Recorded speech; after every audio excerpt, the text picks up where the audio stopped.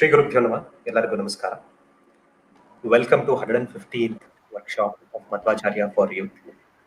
So today's topic is God, us, and destiny, a unique relationship. So we've always pondered about so what is this unique relationship about God and humans and destiny. So the moment we talk about destiny, there is always about karma, and what are the kinds of karma that we do so that we are always successful. So always we have this debate. So what is this combination or the relationship between God and us and this destiny and all these things.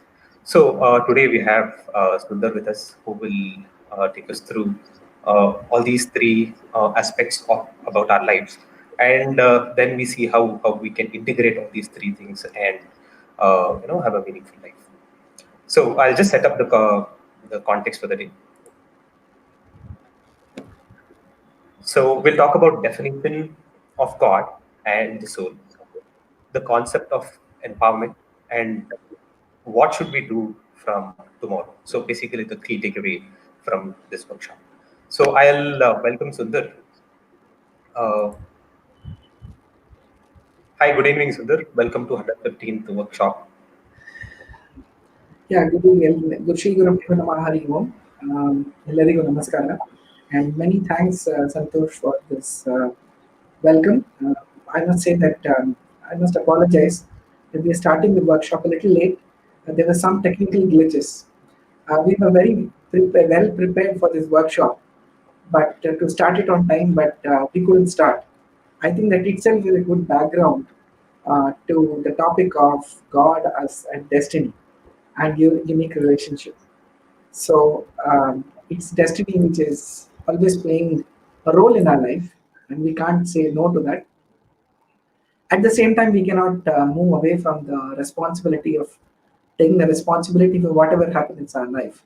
So again, an apology that we are starting late, but clearly, I think. So Santosh, can I continue then with the context? So if you can go to the slides, Santosh, let's move to the first topic, which is as you ponder. We always start with the next slide, which is always about as we ponder what happens. These are questions which are always there in our mind, saying, who am I? Who exactly am I? And who is God?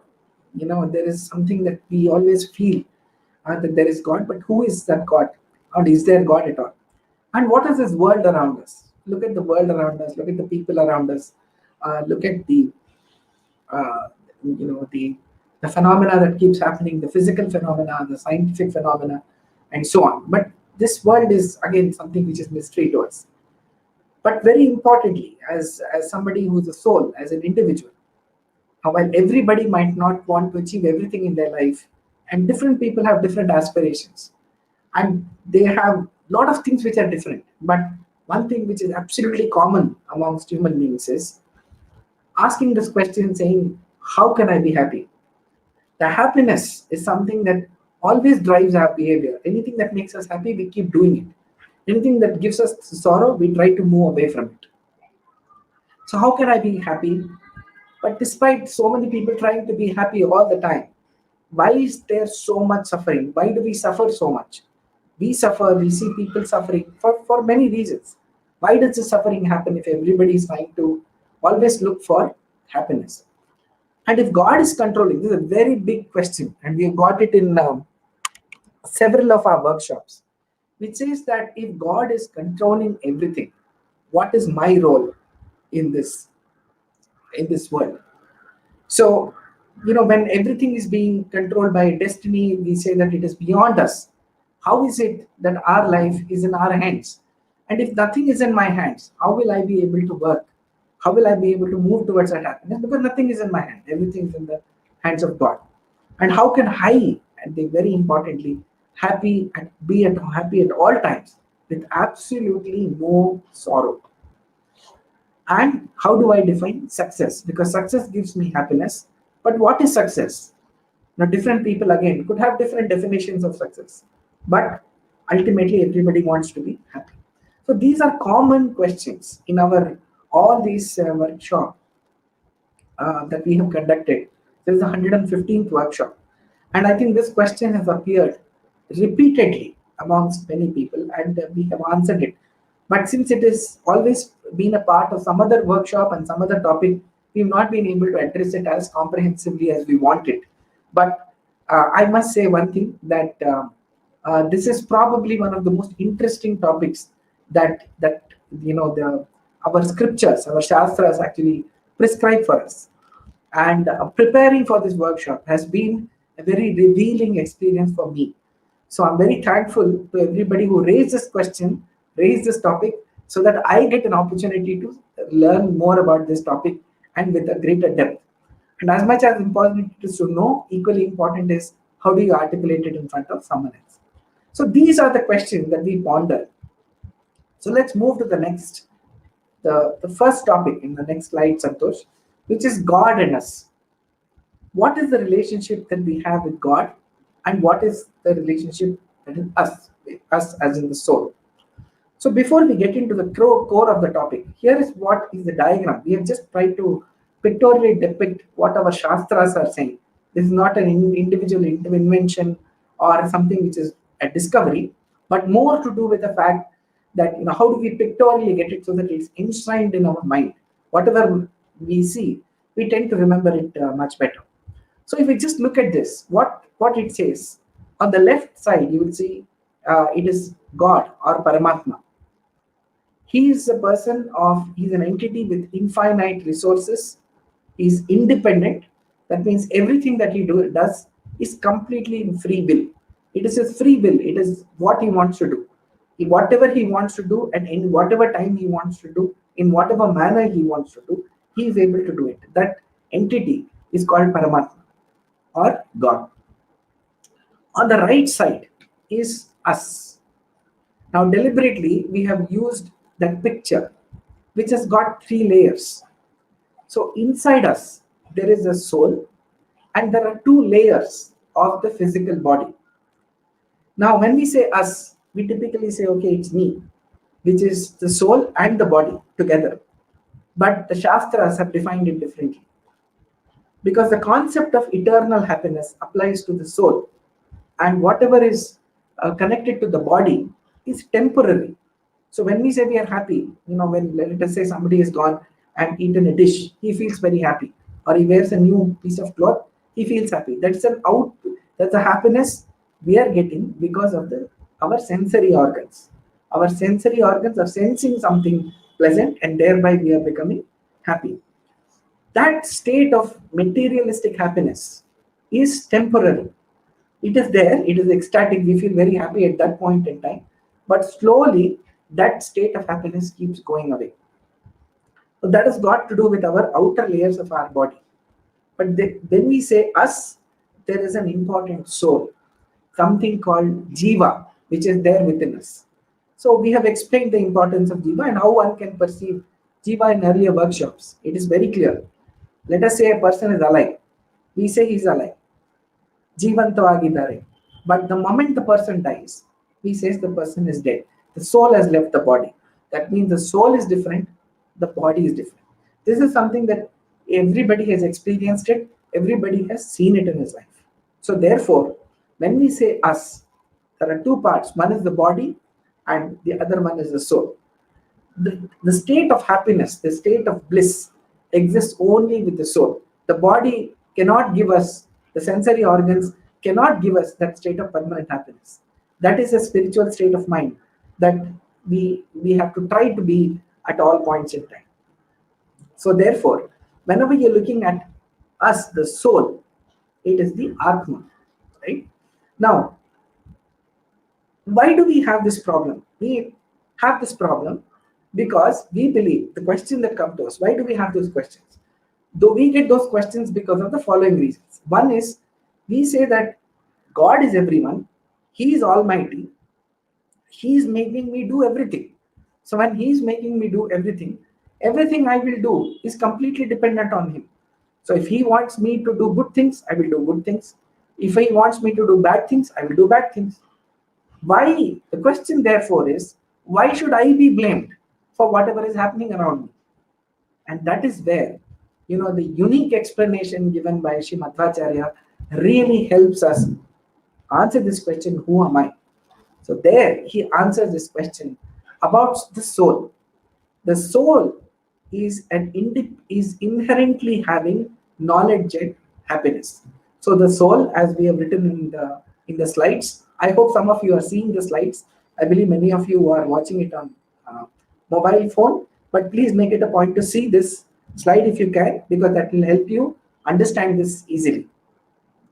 So the soul is nothing but a center is a finite center of knowledge, happiness, uniqueness, and gradation, which is inherent.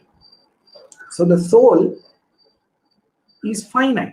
It is not infinite. It has got limitations. But within itself, the soul has captured the knowledge, the happiness, uniqueness, and there is a gradation amongst the souls. All of these are with gradation. That means each one of us is the soul within us is an entity which has a finite set of source of knowledge and happiness and uniqueness. So each soul is therefore unique. One may say no, but all the people in this world are all equal. There is nothing different. Why do we unnecessarily create this hierarchy?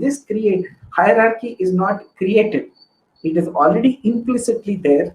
It is a nature. It's present in the nature all around us. Let us say you're traveling you go to a school, and some people take you to a class. The classroom has about 40 children. All 40 children look alike. And from a distance, they all look alike. They say, okay, these are people who are studying in the third standard. The moment you say that they are studying in the third standard, they all are supposed to have the same physical attributes, the same mental attributes, and so on. But the moment you go closer, you will see they are all different. Every child is different. Physically, they are different from each other. Intellectually, they are different from each other. They come from a different background. Everything is completely different. So the soul, no two souls are identical in this world. There are infinite souls, but all of them are different from each other. There is some amount of element which exists as a difference between two souls.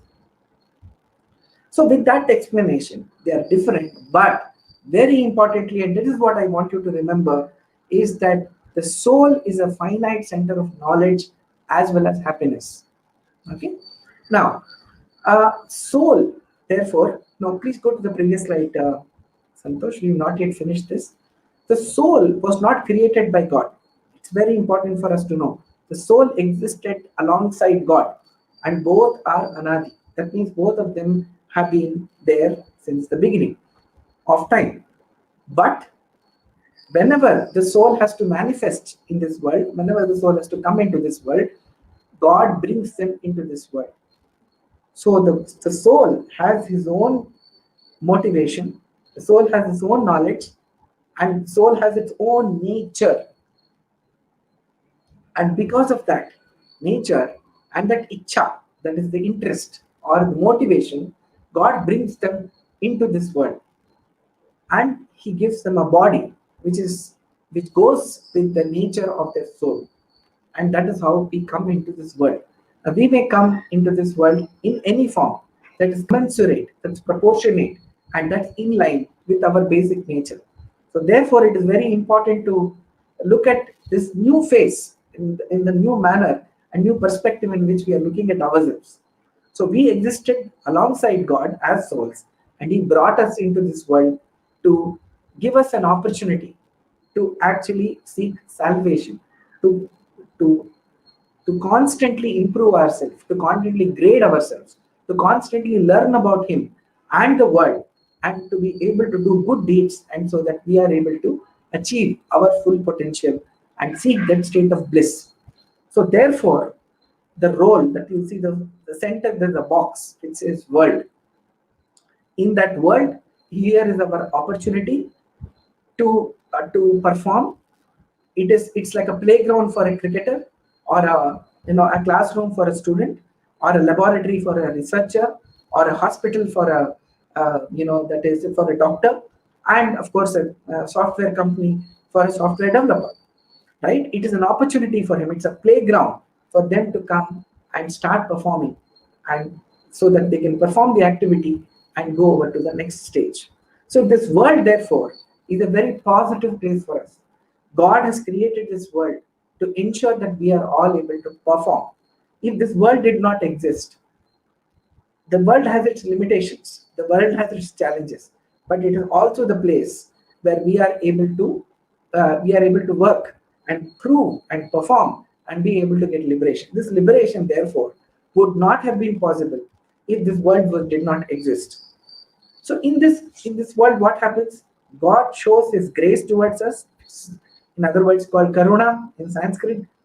At the same time, the soul is developing devotion towards God. So soul has a devotion towards God. He understands more about the God. He prays to God. He understands the world around him and the relationship that it has with God and so on. And God in turn gives grace. So this is like a equation which exists between God and us. Only one word of caution. We should not be thinking about the relationship between us and God as a give and take relationship, where we say, okay, I'm going to give you bhakti and you are going to give me happiness. So let's make it a deal. Doesn't work like that. The reason is, first of all, it's not an equation. It is not a give and take relationship. A give and take relationship or a transaction can be called a transaction when both the people are gaining something from it. In this case, God has got nothing to gain from us. We have everything to gain from him. That is why Madhvacharya famously says, Vishnor me parama sruhat. Sruhat means friend. So God is my perfect friend, parama sruhat, my supreme friend. I mean my best friend. We in childhood we used to say he is my best friend. So that person is called best friend. But sruhat has another meaning. That means he is a friend who is not expecting anything from me. I am expecting everything from him. I'm completely dependent on him, and he's expecting nothing from me. Yet he's my friend. That is because he has chosen to be our best friend. So it's a different way, it's a different perspective that we are trying to understand about who is God, who is us, who is and what is this world. The other thing, there are a few other things that we need to understand. That there is always differences in the soul. So Santosh, if you can bring back the slide, there are differences in the soul. No two souls are different, are similar. The previous slide, Santosh. And then what happens is knowledge is carried forward from one birth to the other. Very important for us to know this. We say that all this is because of the karmas or the deeds that we have performed in our previous birth, that our soul is what it is. But the fact is, nothing moves from one birth to the other except knowledge. So if somebody has studied something, somebody has understood something, it will manifest in some form in his next birth as well, at the same level that he has left this body. How do we believe this? It's very important. It's very easy for anything, but look at two children, identical children, twins. Is their behavior identical? No. They come with different sets. That is because of what we call samskara. Some look at the concept of prodigies, correct? People who child prodigies, who can just come up in their life, who can sing beautifully, play an instrument at the age of 4 or 5, whereas even people at the age of 50 cannot imagine this. Mathematical prodigies. That is because in that particular topic, that gnana or knowledge has come to them from their previous birth. Without accepting the concept of rebirth, which is a core process which is accepted in Hinduism, one cannot argue out many, many happenings in this world. And lastly, is the concept of sadhana, past karma, and bimba pratibimba. I know these are very, they appear very difficult, but they are not difficult topics. We listen to it with a little more patience. So I request, this topic is a little tough. It's a little cryptic and a little abstract, but if you put in the effort, we can definitely understand this. And understanding this concept is probably the most motivating fact in our life, because no matter what we do, if we are all behaving like we are victims of of this world, of the situation, we will never feel positive about performing any act. So whatever we do, say, oh my God, this is fait accompli. I have to do this. What will I get? I am such a weak person, and so on and so forth. So what happens in the beginning, and very important aspect that we would like to share here, is the soul, when it comes into being, when the soul was there initially, the soul was pristine. It was absolutely pure, unadulterated. But every time, and the soul has its own nature. So when the soul came into this world, depending on its nature, it started to behave differently. Different souls are different, so they behave differently. They behave differently positive things, they behave differently to negative things. How do we understand this concept? Simple thing. Just look at electricity. The electricity, there's a main wire which comes into the house, and that electricity manifests itself in so many different ways. So there is an electricity which gets into a mixie, and the mixie starts to rotate. It gets into a refrigerator, and then immediately the it starts to cool things. At the same time, there's an oven. It gets into an oven or a microwave. It starts to heat it. It goes into a pump and it sucks the water. It goes into another part of the pump, a borewell, and start to throw out water. All these manifestations are happening. Why did they manifest in this different way? Was the electric power different? No, the power was the same. However, depending on the type of appliance that you have used, it is manifesting in different ways. The electricity enters a laptop, and then if the laptop opens and the laptop starts to function. You can write a code, you can watch a movie, you can listen to music. All that happens because of the electricity that it has supplied. So the same electricity, the way it manifests in different ways, depending on the nature of that appliance, so is the nature of God. The God bestows the same energy. He bestows everything equally amongst everybody. However, it is the nature of the soul which absorbs that differently. Let me give you another very common example. All of you would have seen it. You've driven in a car in the middle of the night. You're going from one place to the other on a highway, and the light of your car falls on several objects which are there in front of you. So let us say the light of the car of your car falls on a black car. You're not able to see the car clearly because it's black in color. It's not reflecting the color the way we want it. So therefore, it is something which it reflects very less. You're hardly able to see the car because it's black. A white car will be even more brighter. Other colors, it will manifest it in different ways. But imagine the car in front of you has a radium paint on it. Immediately the light reflects that much more.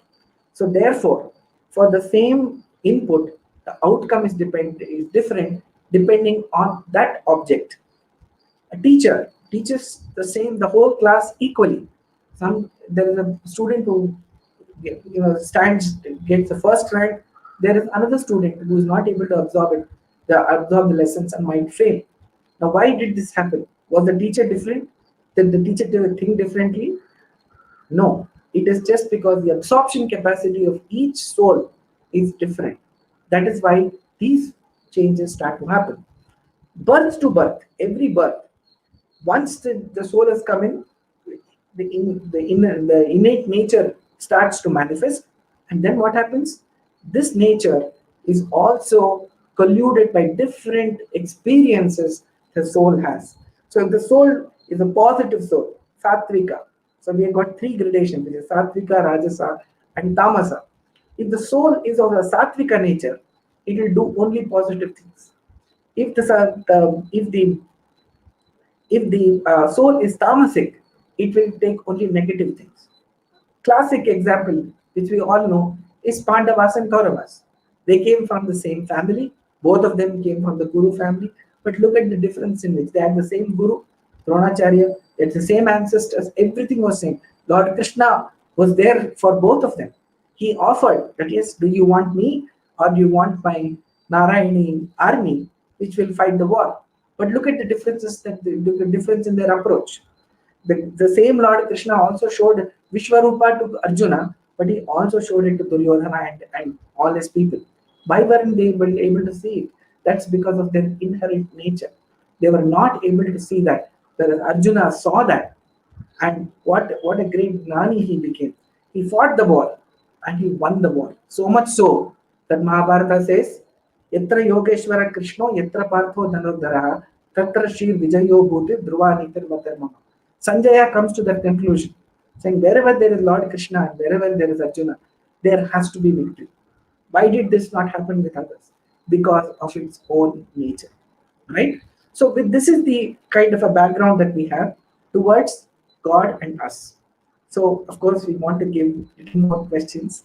Um, and so we'll have to move a little faster. So let us go to the next concept, which is of empowerment. This is coming because of a feeling of certain feeling of helplessness. We say, oh, every day in the morning we say, I feel so helpless, and nothing is in my control. Everything and everybody is controlling. Maybe God does, God has not been kind to me. I've done so many things, yet God has not been kind to me. At the same time, sometimes when things go right, we say, God has been so kind to me, right? He has given me something which nobody has got it. Or somebody says, oh my God, that person has got so much of greater happiness, greater wealth, greater knowledge than me, but I don't have it. So it's in our nature to blame everything on something else. Here is a big difference in which our Madhvacharya says it so beautifully. It says that the concept of empowerment. So there are, our Shastras talk about several things that we need to do to seek happiness. And they list a list of karmas that we have to perform. So the concept of empowerment, therefore, what does it say? That we can perform different karmas. Now there are three types of entities broadly, which is Jada, which is non-living things. All the non-living things are one. Jiva is the sentiment, which we are talking about, saying, oh my God, this Jiva is the sentient being, which is a soul. The third one is God. So there are three entities: God, there is soul, and there is Jada. Now, if you look at it, the Jada doesn't have Swatantra. That means he's not independent. He's dependent. Let us say a rock. It's just lying there. It's not. It can't do anything. Does it have kartrutva or ability to act? No, it doesn't have, because somebody has to tell it, or somebody has to push it. Somebody has to give it a force. Then it moves. The third one is on kriya. Does it have action? Yes. If you push it, it will move. It doesn't stay there. So it has kriya, but it doesn't have swatantriya and it doesn't have kartrutva. The jiva, the soul, doesn't have swatantriya, but he has kartrutva. Where did this kartrutva come, or the ability to act? Where did it come? It is coming because, as we defined the soul earlier, he is a finite center, a finite body, which has got happiness and it's got its own knowledge, right? So he has got kartrutva and he has got kriya. The soul can act. The God on the other side, God, it says is swatantra. God is independent. He has got kartrutva, totally independent to act, and he acts. All three of them are something which is which are there, which cannot be ignored. So this is the way in which the world performs. This is the universe as far as we are concerned. So now when you look at the concept of empowerment, and we have already said the Vedas are prescribing so many things that you have to do. Is that applicable to the Jada, non-sentient being? No, it is not applicable to that. Is it applicable to God? No, it is not applicable to that, because he has nothing to achieve. The Jada is not looking forward to achieving anything. So whom is all this applicable to? It is applicable to the Jiva, which means the Jiva has the ability and to act. Yes, the child, it is not independent. It is dependent, but it is independent. So this is the scheme of things. It is a very complex process, but we have to try to simplify it. If you just remember this chart, you will see two ticks against Jiva, which means there is enough empowerment that we have in this world to act, because we have Kartrutva, we have Kriya. Okay. Now, first thing I want to talk about this is that for Kartrutva to act, to do what we want, we don't need absolute independence. We don't have absolute independence, we all know it, but we do not need absolute independence. Nowhere in this world is the concept of total independence applicable in any scenario. We say, the prime minister of the country. The prime minister of the country is bound by the laws of this country. Is bound by the advice of the cabinet. Is bound by the Lok Sabha, Rajya Sabha, the people whose mandate it is that he should be called. She is the prime minister. You look at a company. Are we all independent to do whatever we want? No. There are rules. There are framework. There is an outcome. There is a result which is expected. We have to log in at certain time. We have to log out at certain time. We have to be working with so many people. We have to work on somebody's instruction. Our work will get evaluated, so on and so forth. That happens in a school. That happens in every walk of our life. There is no concept of absolute independence. Yes, we may all make a few choices which we think is out of our free will, but the fact is, absolute independence does not exist in any walk of life. We are all dependent, we are interdependent, and together we are all dependent on the Supreme Soul, which is God. Okay, so keeping this as the center, what we are looking at is how do we now evolve that scenario as it, this has become, this is slowly then morphing into a fact that, we are empowered, we can do what we want with the limitations. And look at it, just because we don't have absolute independence, don't we all do creative work in our companies? Don't the students do creative work in their schools? Don't the sports analogies are about sport authorities and their clubs, are people not able to play there? Are we not able to work? We are all able to work without the concept of total independence. So therefore, just because we are not totally independent does not mean that we are not empowered. Our power may be limited, but within that, we can all maximize how much ever we want, how much ever we would like to.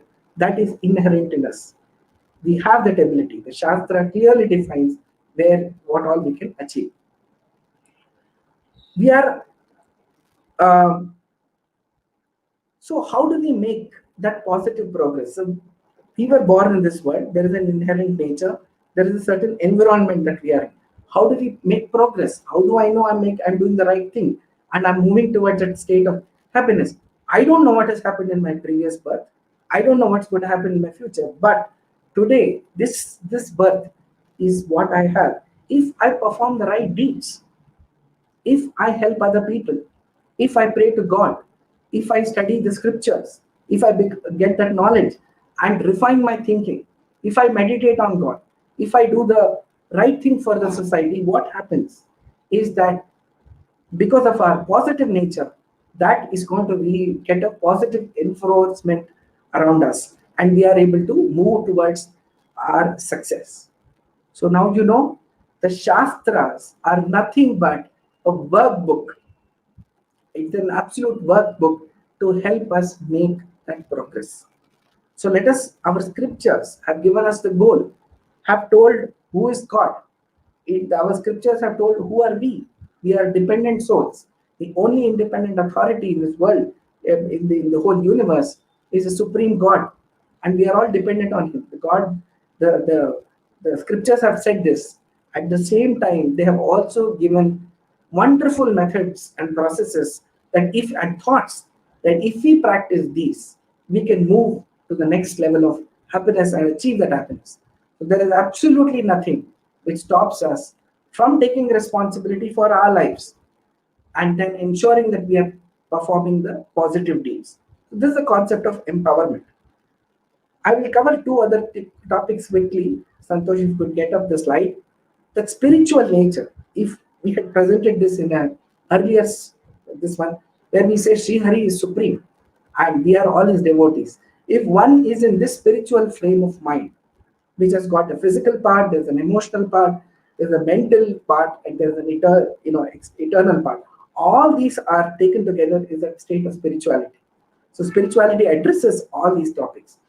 Whenever we are thinking about God, we say Sri Hari is supreme and we are his devotees.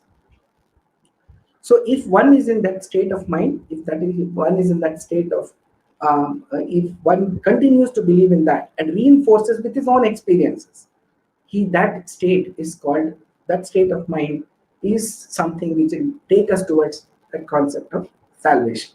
So with that, we move to the last topic that I wanted to talk about, which is, which is the topic of integrating and balancing our life. We are always asked this question in the workshop: how do I get into that state? So here is the thing: we have got a lot of aspects of our life. We have a professional life, we have a spiritual life, and we have a personal life. Now, all these different types of lives are hinged around a center axis of spirituality. If that spiritual axis is at the center and everything that we do around us, all these axes are around us, all these aspects are around the central axis, then we have reached that area of spiritual, elevation. And we keep saying, oh my God, this person looks at everything very philosophical. There is a death in the family. He says, yes, it's a part. Life and the death keep happening. Similarly, we look at success. He is not overawed. He says, yes, God has been kind to me. Things fail. He says it was God's will. So if somebody is there who's always looking at this life as with the spiritual axis, he's always bound to be calm. He can look at things objectively. He can make corrections. If somebody is emotional, it is impossible to make corrections. It is, if somebody is anxious all the time, how can he be happy? How can you make others happy? If you can't be happy, you can't make others happy. So you make yourself filled with sorrow, you create that anxiety amongst everybody around you. All this can be avoided if somebody has got strong spiritual access at the center of one's life. So in conclusion, what I would like to do is, Santosh, if we could move to the next slide, is that I would like to sort of summarize quickly things that are absolutely concrete, which are, we are empowered by God to take positive actions and seek happiness. We are completely empowered. There is RTI, which is right to information. We as souls have RTH, which is right to happiness. All of us have a right to happiness. That is our true nature. That's the nature of the soul. We all want to be happy. And whatever happens around us, if a person is in a state of spiritual thinking, he's in a quest, he's looking at the positive things in his life, he's always going to be happy. Not only is he going to be happy, he's going to make others happy as well. Being in control, being in the control of God does not make us weak. Many people have asked us this question, saying, oh, you say we are all servants of God, but doesn't make us weak. All of us, the Prime Minister is, we call him a government servant. We call the most powerful IAS officers and people who do administration as servants of the government. We are always serving someone or the other. So what's the problem in serving God? After all, the whole universe is happening and working as per his divine will. So making a servant of God will make us servant only to God. But if we refuse to do that, we'll have to be servants to everybody else. So instead of that, whatever you say, whatever one may think, he says, okay, I'm doing God's work. Then there is no difference. If a person is treating a patient as a doctor, is teaching in a school, a person is working in something, is working as a gardener, somebody is working as a driver, whatever that is, somebody is cooking in the kitchen, a child is studying, all these become act of God. It is something that you are doing, and which is in the service of God. So there is no difference, therefore, between puja and doing anything else, because everything is absolutely the same. It is our thoughts and action that will make us positive. So if we do positive actions, we have positive thoughts, that will make us successful and happy. And with His grace, our potential is immense, because the soul that is there within us has that happiness, has that knowledge. We just have to foster it that much more and make it large. Have you ever wondered, there's a massive banyan tree. All of you know a banyan tree. It's so massive. All that was born from what? One small seed. The entire banyan tree is actually encapsulated. Every leaf, it probably has thousands of leaves. It shed leaves, so greener leaves come every time, and it lasts for sometimes more than 100 years. How did all that happen inside a small seed?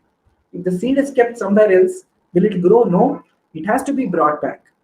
Somebody looks at a big, piece of soil and says, "My God, this soil is so fertile. Why can't anything will grow in it?" And nobody puts any seed in it. Will it then start? Will something grow in it? It may be fertile. It won't grow. The seed has to be brought. It has to be sown in that soil.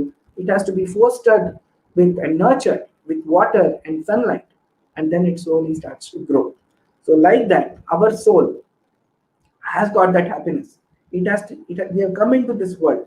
It's like the field, and the more we nurture it with positivity, the more it will grow. And this is beautifully sort of summarized in two shlokas, which is Nijanubhava Varjita, Harer Anugraha Varjita, Mahaprayatna Varjita, Janana Jagma Runnatim. This was told by Sri Bhimasena Devaru to Yudhishthira in the Mahabharata. So it is capsulated in Mahabharata Tatparnirnaya of Sri Madhvacharya. Nijanubhava Varjita means you need competence. For success, you need competence. You need that inherent ability. Harer Anugraha Varjita means you need the grace of God. Because God is that like the gardener who's going to help you grow that potential. Very importantly, Maha Prayatna Varjita. He didn't say Prayatna. He said Maha Prayatna. That means somebody worked very hard. He's not achieved what he wants. That means that was not good enough. He needs to work harder. Right? And that will happen when all these three things combine together. Mahanubhava, which is inherent competence, Hari Anugraha, which is God's grace, and combined with that is our Mahaprayatna. The person can grow infinitely, and that is what is called Mahaprayatna. Janana Jagma Runnatim. That means person cannot grow when all these things. That means when these three things are there, he can definitely achieve success. It's one of the most quotable quotes of Mahabharata and very, very inspiring. The other one, and I would like to conclude the workshop with this, is a beautiful shloka of Dvadasha Stotra, where he gives a beautiful phrase, which is like a one-line summary of Bhagavad Gita, which says, Kuru bhungshvacha karma nijam niyatam, haripada vinamradiya satatam, harireva paro, harireva jagat, harireva guru, harireva paro, harireva guru, harireva jagat, pitamatra gati. In that, there are two words that I have highlighted in green, which is Kuru, means do. Your actions are going to determine your outcome. And if you do that with Harer Anugraha, which is God's will, and whatever you do is offered at the feet of God, you will be successful. So, of course, our Shastras have got a lot of very great lessons. But today we wanted to cover a very, very unique aspect of our world, something that we believe needs a lot of understanding. I have summarized it in as simple ways I can. Please pardon me if everything is not something that I've conveyed, has not been fully explained. But we look forward to other workshops where we will build on this particular topic and take it forward. But the whole topic of Datta Swatantriya is explained here, where it is saying whatever we do, Datta means what? Given. So Datta Swatantriya means what? It is Aswatantriya. That means God has given us this independence. That means it is not the independence in the absolute terms. So these are certain aspects that we wanted to cover. There are very detailed texts and books written on this topic, and it needs much more understanding on this. But if we have left, if there's one message, Santosh, I would like to leave with the viewers, is the fact that at no point in time we should feel weak. We should feel alone, because Vishnu me Paramas Ruvat. Like the way he's the best friend to Madhvacharya, he's also a friend to all of us. And usually friends, to meet friends, you have to go to Facebook, you to go to WhatsApp and write them a mail, make a call, meet them, etc. But here it's very, very easy to connect to our best friend because he's right within us. So Paramatma resides in us, and whenever we call him, we don't even have to call him. He knows when he has to come, and he comes all by himself. So I want everybody to please feel that sense of empowerment and not feel, uh, weak and something where we are completely dependent, on something, and everything is destiny. Yes, there is a higher entity who's controlling everything, but we can shape the life the way we want it, completely with his help. So back to you, Santosh. We'll take the question and answers. Cool. So before we take the question and answers, can you also take us through the couple of slides on the philosophy of this workshop and the 9 Yeah, tenets that we always cover in all the workshops? sure. Um, yeah, we can go to that slide, Santosh. Nine truths of God. I think, yeah, Shriman Madhvacharya, as we have underlined several times, Shriman Madhvacharya Hari Parakaraha, Satyam Jagat, Tattvato Bhedaha. So these are 9 tenets where it says Lord Hari is supreme. The world around us is not an illusion. Satyam Jagat, the world is real. It's temporary, but it's real. Hinna Jeva Ganana. All the entities, all the jivas, like we discussed in detail, are different. And all of them are Hare Anucharaha. That means they're all completely dependent on God. And each of the boundary. There exists a difference and hierarchy in the souls. And what is salvation? Naija Sukhanabhuti. Experiencing the true innermost bliss is nothing but mukti. Amala bhakti sadhanam. Unadulterated devotion towards God is the way to achieve that state of salvation. Uh, I think the last line is falling on the slide. There are 3 ways in which are accepted as proof, which is pratyaksha, which is by looking at things by our senses directly. Next one is Anumana, which is by inference. And lastly, it is Agama, which is by our scriptures. So these are the 3 accepted proofs.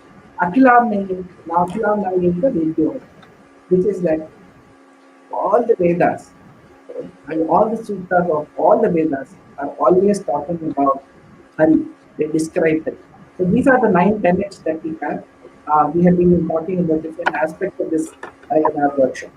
So I guess a lot of what we discussed reinforces these things as well. So you can take the question and answers.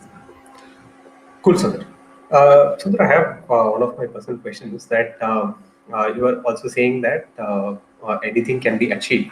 But 2 things are very important. Is one is the effort and grace by God. So when someone is actually going through a bad phase and he's putting all his efforts and nothing is working out, should we consider that there is no grace, anugraha from God, or how do I sort of recollect this entire situation? Yeah, I think the best way to do that, Santosh, is first of all, evaluate your own processes. Because sometimes what happens is that we all have dark spots. We have gaps in our understanding, and we tend to make the same mistake again and again and again. So, best way to do that is to get a feedback from somebody who is a coach, somebody who is a well-wisher, somebody who is knowledgeable, somebody who can give an objective view about whatever you're doing. If there's something wrong in the way you're doing, right? You may be thinking, oh, I'm doing everything right, and there is nothing wrong. But if I'm not getting that happiness, that means there is something that we are doing, something that's inherently wrong in our approach. Now, assuming that you have somebody who like that, who can do that, and of course, very importantly with that comes with the prayers, and you have to make an application to God with the password, and that password is nothing but the prayer. If you do that, you will get the answers. It is all our experience. Everybody in the world has had some experience or the other where there has been an intervention coming from somewhere to help people tide over the problems. So I think if something is working, I think the best thing is to go to a coach or a guru and ask this question as to and describe to them very openly whatever you're doing and get a feedback on them. I don't know of any sportsman in the world who does not have a coach. I don't know of any executive, top-ranking executive who does not have a coach who's constantly correcting things on them. Assuming you are Roger Federer, and even Roger Federer has several coaches. Imagine, can anybody actually go up to Roger Federer and say, hey, you know what, you're not holding the racket properly? But only the coach can do that. So I think in the spiritual world, the guru is always there to help you. And Krishna Mande Jagadguru, the ultimate guru is Lord Krishna, who knows how to give you that right hint when you contemplate on your problem coming from inside. That inner voice will definitely help you. Cool. Sundar, there's a question from Aisha Parveen. She asks, what is Madhvacharya ji's approach to prarabdha? Should we try to minimize pain, or is it better to grin and bear pain? Draupadi also did so. She prayed forever. So one thing I would like to talk about is prarabdha. The word prarabdha karma is often is used very often to say that anything that has happened in the past is prarabdha karma. Prarabdha karma actually refers only to aparoksha gnana. People who have got aparoksha gnana, they have something called prarabdha karma, which they are able to see and say what I did in my previous life. For the others who have not attained that spiritual state, it is called prachina karma. That means something that has happened in my past. So the past karmas, if they were positive, they yield a positive impact. If they were negative, they will have an impact on our personality in the subsequent births or subsequent stages in our life. This is not very difficult to understand. Let us say you had a very good mathematics teacher when you were in third standard. It gives you an advantage when you're studying mathematics in fourth standard and fifth and sixth and so on. So every year, that cumulative effect of having had a great teacher who has inspired you keeps you in good stead in that subject at least for a few more years. So the same thing Madhvacharya is very clear. He says that yes, there is the effect of karma, but it is something that one has to, one keeps building on with positive activities and it goes. I didn't follow the second part of the question.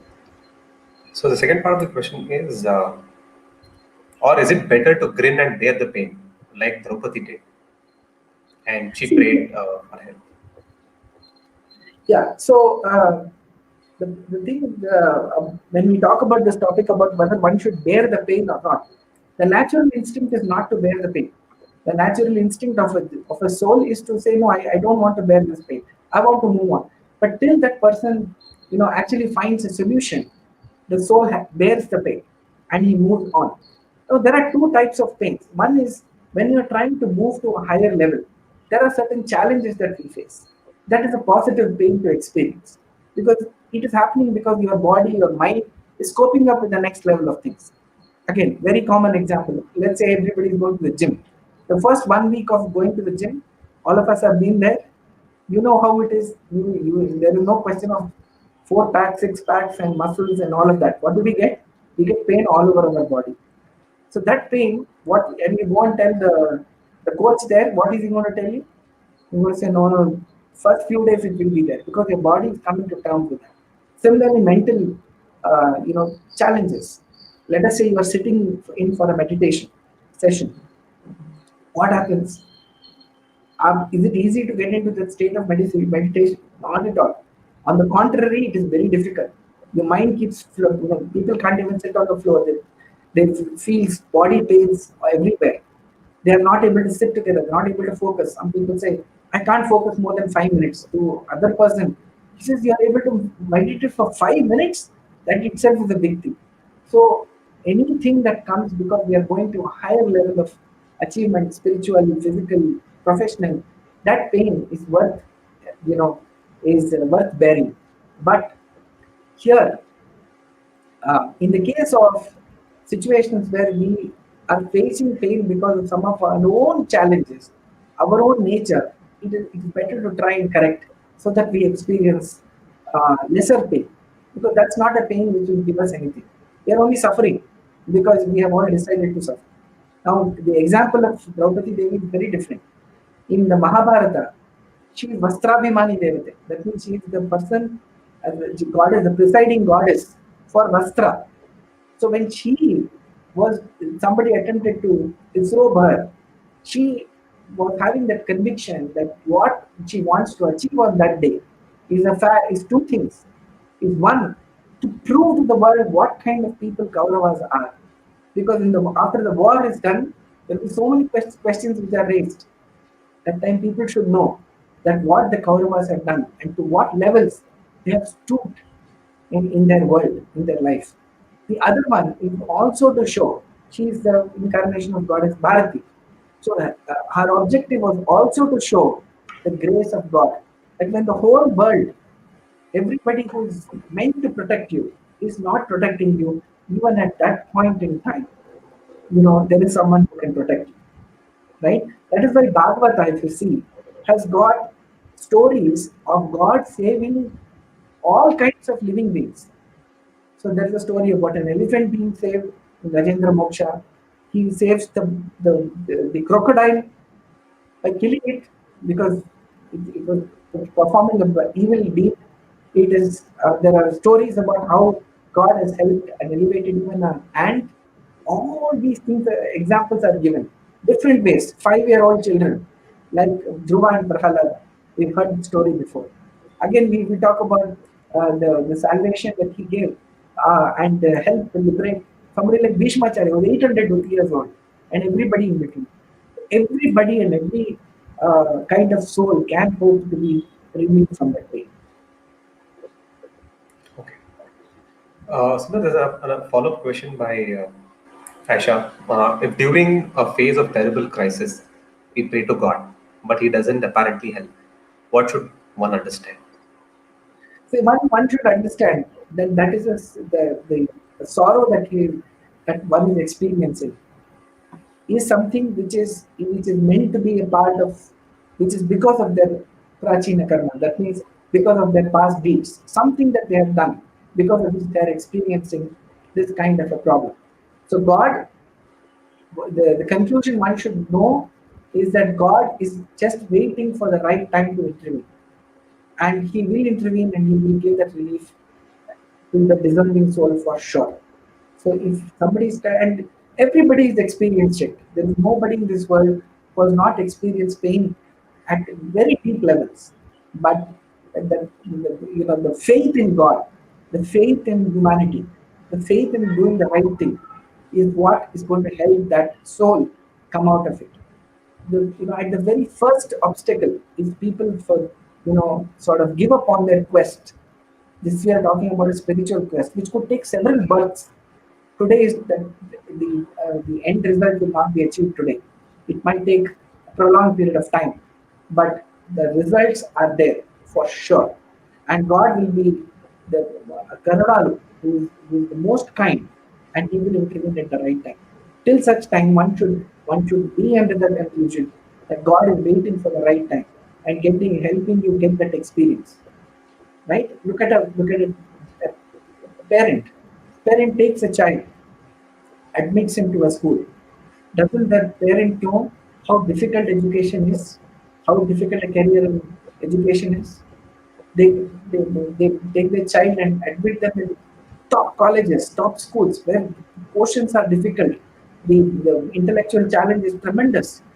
There's a competition coming from other people in the class. But why do they go to the top universities and admit their children? Why don't they just admit them to a college opposite their house?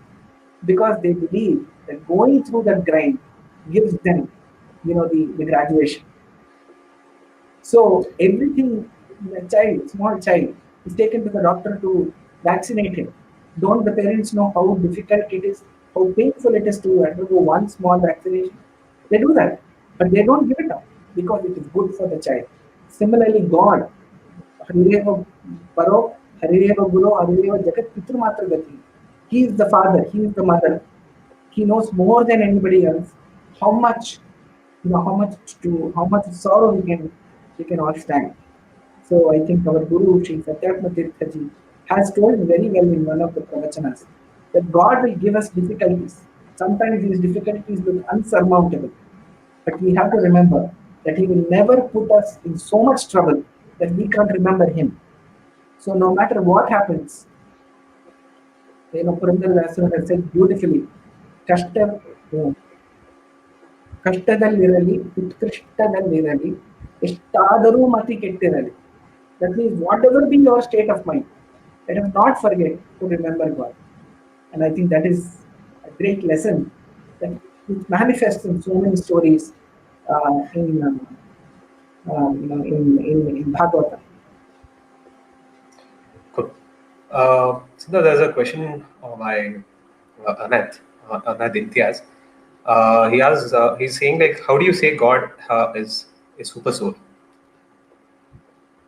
How do we say God is a super soul? Yeah. No. So one thing, he is not a soul. He is not a jiva. He is a supreme entity, right? How do we say that? It is experienced. I think we have conducted a workshop on God, the idea of God. I think we have described that in detail. But in short, it's like this. Ultimately, whatever we see, whatever we observe around us, is driven by a certain entity which is energizing it, which is planning it. The mega software which is driving this world of hardware and of which we all are part. So if there were any limitations in that supreme entity, that would have reflected in this world as incompetence, as something which is out of tune. This world is perfect. Everything happens as per a set order. And the size of this universe is infinite. So that infinite universe can be controlled only by someone who in turn is infinitely powerful, infinitely knowledgeable, and infinitely graceful. Only then can he run this world.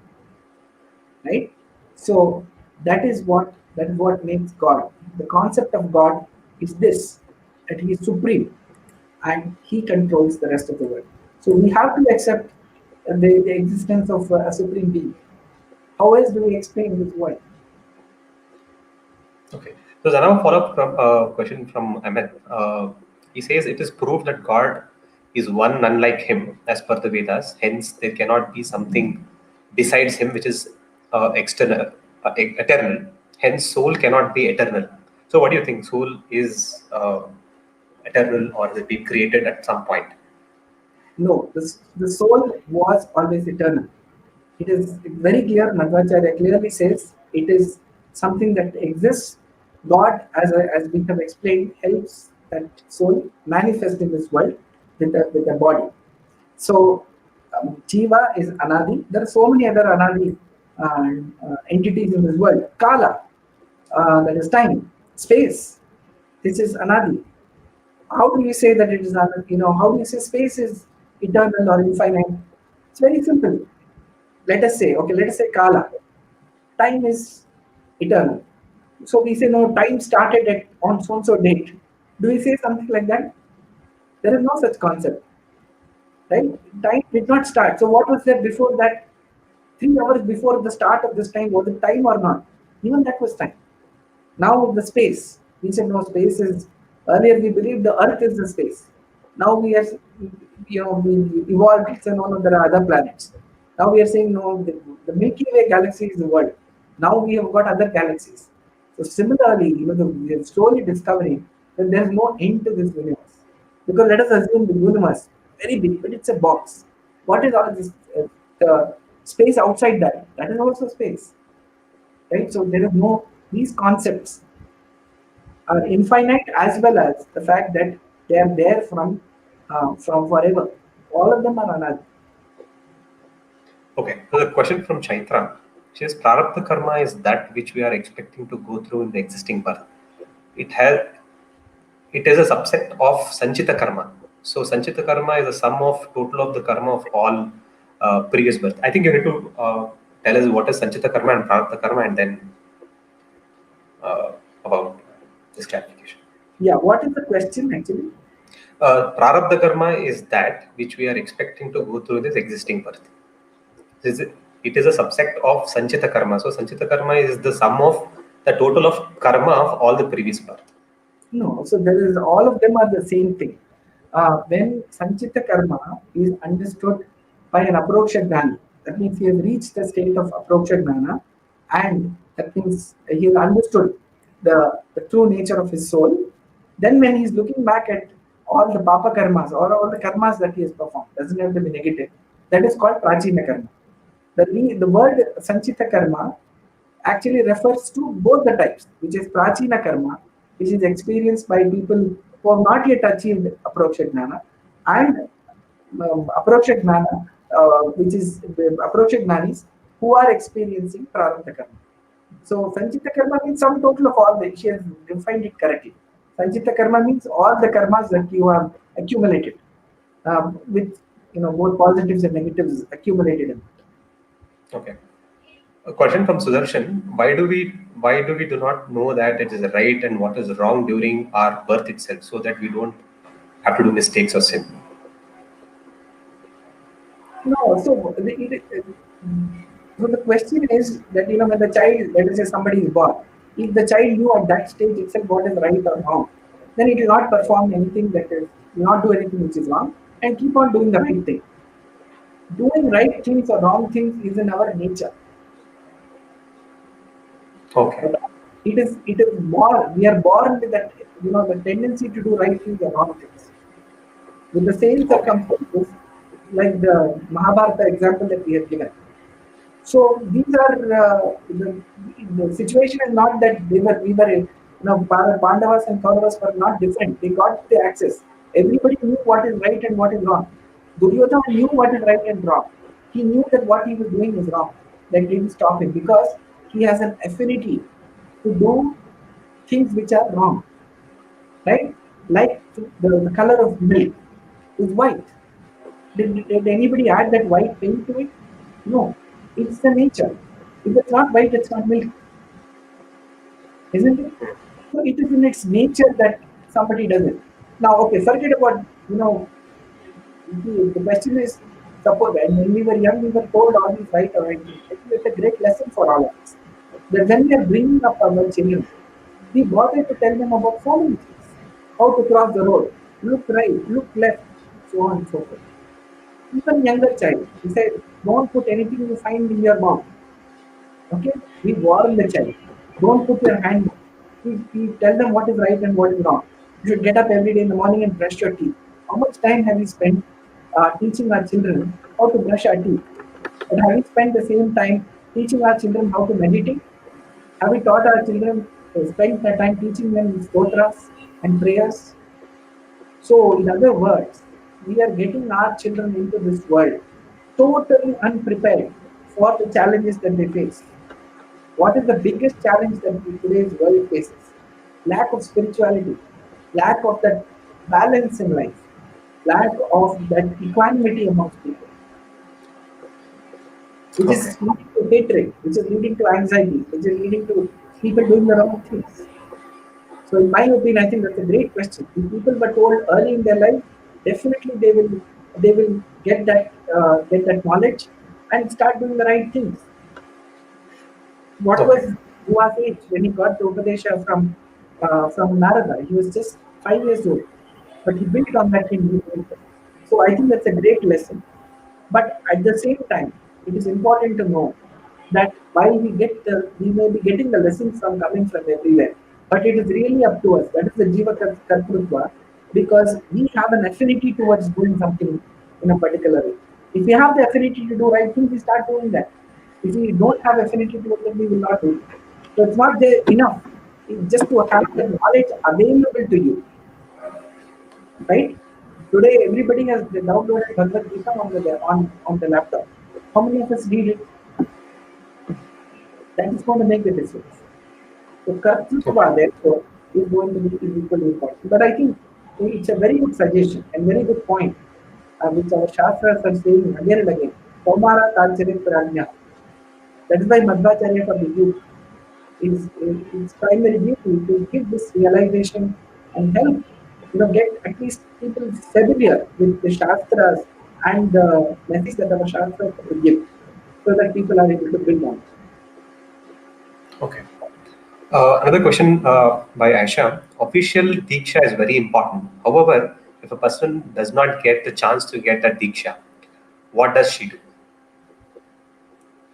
Uh, can you repeat the question? She's talking about Diksha. So official Diksha is very important, I'm assuming, to do sadhana. So however, if a person does not get the chance to take that Diksha, what should one do?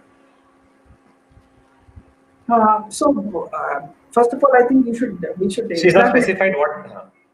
Yeah. So what kind of diksha are you talking about is something that is there. So one should not wait to get an officially ordainment like a upadesha or some kind of an initiation. If that does not happen, I think first of all, it is not that difficult to get that diksha or that conviction. It's like saying, should I read a book and then get a conviction about the about the subject, or should I get diksha, get conviction and then read the book? The answer is clear. Conviction or diksha, this is nothing but spiritual conviction, comes only when one has read and one has the knowledge and has convinced himself. Diksha has to be internal. Diksha cannot be external. External diksha that we talk about are only external manifestations. They are more of external symbolisms. But internally, antar diksha that is called, that is the highest level of diksha. But the person is convinced that he has to do what he has to do, whether somebody is watching him or not, somebody is correcting him or not, it is important to others or not, doesn't think about what others will think if he does it. He is convinced. When will you get that conviction? That spiritual conviction, which is diksha, is when one convinces himself by getting the right knowledge. There is no substitute to this. That is why the Vedas are clear. Nanya panta ayanaya vidyate. Do what you want. There is no other way. Na anya panta ayanaya vidyate. So if one has to be in the right direction, it comes only because of seeking the right knowledge. So I will suggest to Madam that she should, absolutely be sure about what she wants a diksha of, and go on that path of knowledge. Other things will follow. I'm sure for graceful Sri Hari will ensure that he gets the Bhagya Diksha also at the earliest. The same question comes on the Niyata Guru, saying, I have not found my Niyata Guru, my ordained Guru. So what should I do? You have to start somewhere. You cannot be waiting eternally. Our life is very short. In those, 70, 80 odd years that if we are fortunate to live that much, we have to achieve everything. So what does one do? So one picks up whatever source of knowledge that's available to him. And today in this world of internet, I don't think anything or any piece of knowledge is beyond us.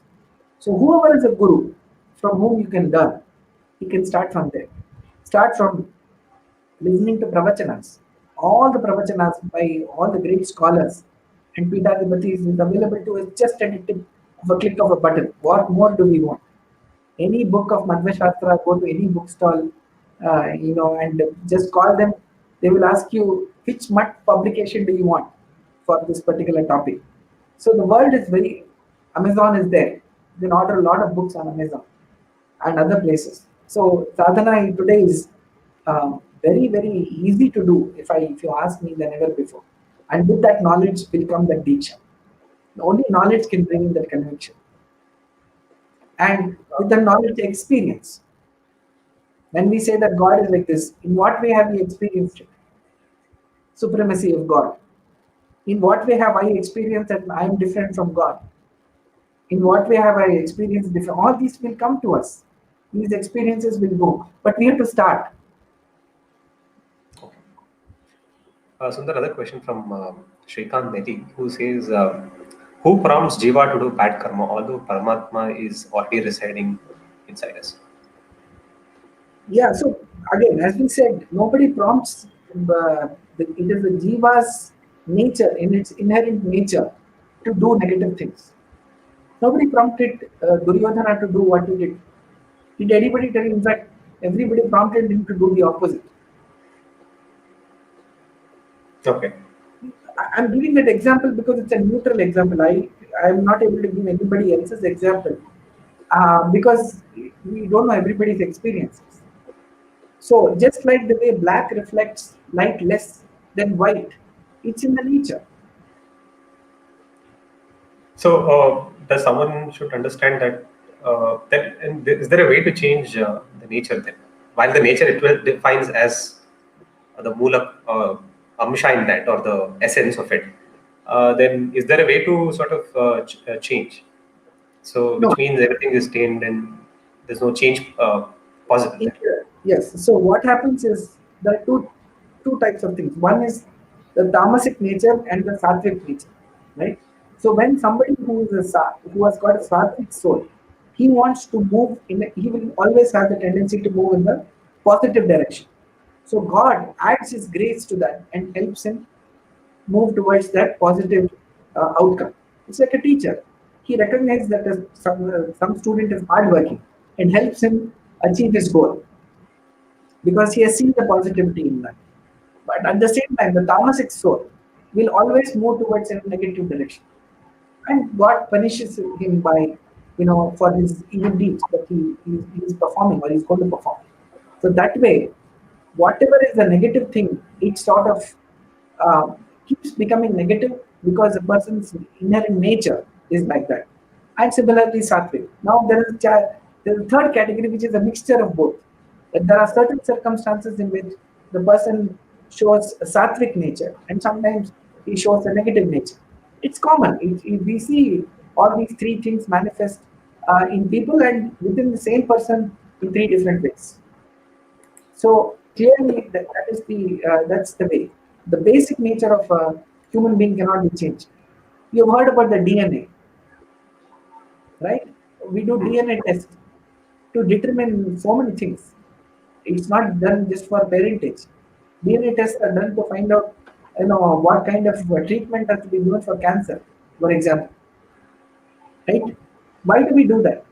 Why is it acceptable as a forensic, proof? Is because no matter what happens, you cannot change the DNA of a person. It is inherent in that person. No amount of physical, going to a gym or any having any other kind of nutrient or having any kind of a drug or any chemical from outside can change the inherent nature of cannot change the DNA of that person. That is why it is indestructible. So the jiva or the soul, the nature of the soul is very inherent to it. But here is the point. Here is where the empowerment comes. If a person believes, we don't know our nature. None of us know our nature. Correct? We don't know whether we are sattvic, tamasic, or rajasic. We don't know. But if we want to be successful, we want to be sattvic. Correct? That's what we all want. In that case, the person will keep on doing sattvic actions, and he will. If that person is sattvic, he will keep moving in that direction. Otherwise, he'll get distracted by something and lose his way. All our all our anxiety, all our sorrow in this world, forget about the spiritual world, even in the materialistic world, even in our professional world.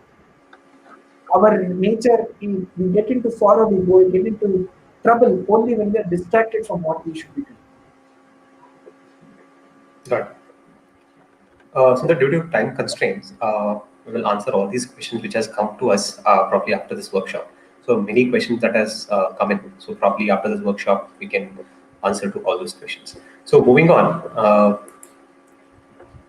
So I'll talk about the next workshops, which is the symbolism of Hinduism, stories, gods, and mystic rituals, which is happening on 29th November, followed by why do Hindus have so many gods? So the definition of gods, demigods, and Taratamya. And theory of relativity. So the ancient truth in the Indian scriptures that will be spoken about, the Akasha and the Ananta. And then tools to access validity of truth and the symbolism of truth, which is stories, gods, and mystic rituals. That is happening from 29th November to 24th Jan. So moving on.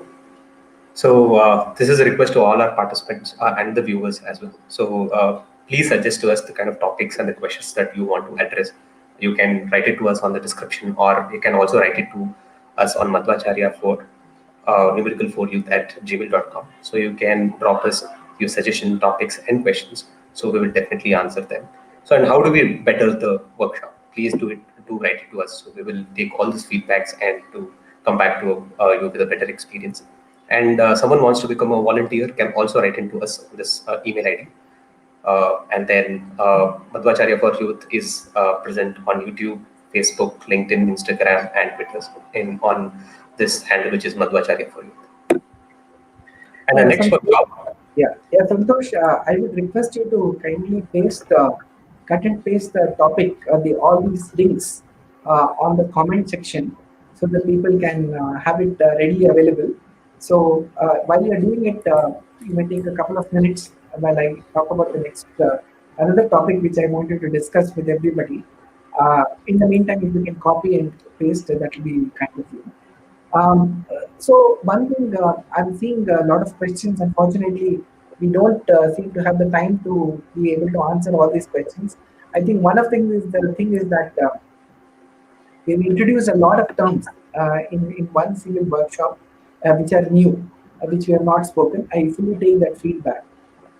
What we would request all of you is that the list of topics that Santosh just showed are all indicative. They have come from people who have attended our other workshops. But if there are any other topics that you want us to cover, we would be glad to have sessions covering all of them. So if there are topics that, for example, you want an exclusive session only to cover certain terminology. Let's say we have a session which is only talking about terminology, definitions, and a little bit of an explanation, we can definitely do that. The second thing, I think we're getting a lot of very positive feedback. I'm trying to know thousands of people actually watch this workshop live and after the on YouTube when it goes live. But it's been an absolute pleasure getting that feedback from all of you. So I think we are very delighted and very motivated because of the response that we are getting. The only challenge we have, and I think you will appreciate, is the fact that the time is always a constraint. We don't want to lengthen the lengthen the workshop beyond. We've already gone an hour and a half more than what we should be. So we overshot by almost 30 minutes, and we want to keep it short so that people find it engaging. But that does not stop the conversation that you can have with us, and which is what Santosh mentioned. Please mail to us, can connect with us on these methods. Many people are sending questions between two workshops. We invariably get at least 15 to 20 questions, which we have been trying to answer periodically. So thanks to all of you, and look forward to our next workshop, which is on the 29th, which is on the symbolism. It is actually a Brahma Sutra, Napratike Nahinsa Om. So it talks a lot about symbolisms and the Hindu world of symbols and why do we have these symbols. So thank you so much, and back to you, Santosh.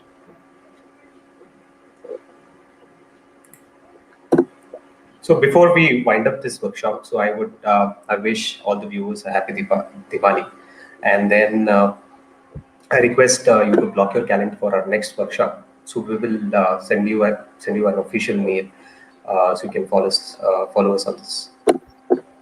And so before I say goodbye, so I would congratulate all the Madhvacharya for youth volunteers for putting up this show for us. It's a lot of technical work and content work it has gone through. So I request and congratulate all the volunteers. Best of luck and thank you for all the efforts that has been taken. So with this, I would say thank you to all the viewers who have joined us. So thanks, Sunder, for your time and taking us to this wonderful session. Thank you. Thank you all.